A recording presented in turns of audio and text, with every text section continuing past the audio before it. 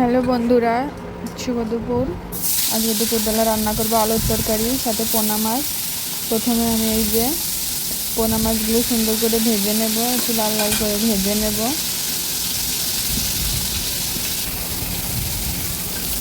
মাছগুলো যে আমার এক পিঠ ভাজা হয়ে গেছে, এখন আমি আরেক পিঠ ভেজে নেব।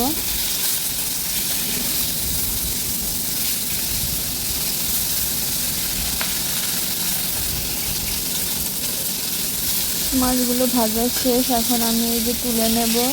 তারপর ওই তেলেই দিয়ে দেব ফোড়ন। ফোড়নে দিব তেজপাতা, শুকনা মরিচ, আর দেব হলো জিরা। একদম সিম্পল পাতলা তরকারি। এই গরমে এই তরকারিটা খেতে খুবই ভালো লাগে। কোনো মশলাপাতি কিছুই যাবে না, একদম পাতলা ঝোল মাছের।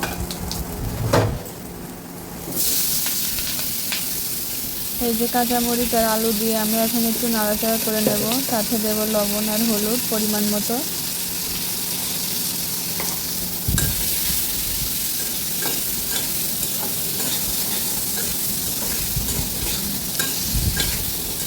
এই যে একটু ভালো করে ভাজা হয়ে গেলে তখন পরিমাণ মতো জল দিয়ে দেব।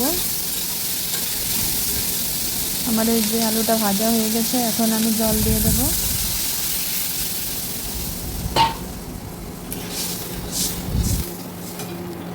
ঝোলটা যখনই ফুটে উঠবে তখনই দিয়ে দিতে হবে মাছগুলো, না হলে মাছগুলো জাল হবে না, যেহেতু মাথা আছে। এই যে এখন আমি একটু ভালো করে জাল দিয়ে নেব।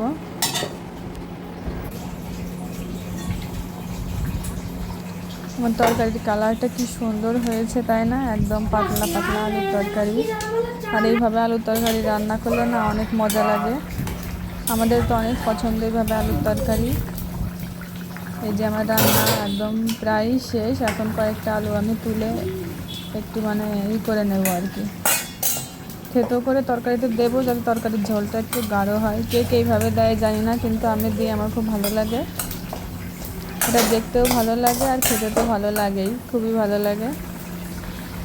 এভাবে একদিন তরকারি রান্না করে খেয়ে দেখবেন, খুবই মজা লাগে। একদম সিম্পল পাতলা তরকারি, কোনো মশলাপাতি ছাড়াই। ভিডিওটা যদি ভালো লাগে তাহলে অবশ্যই একটা লাইক দেবেন, কমেন্ট করে জানাবেন।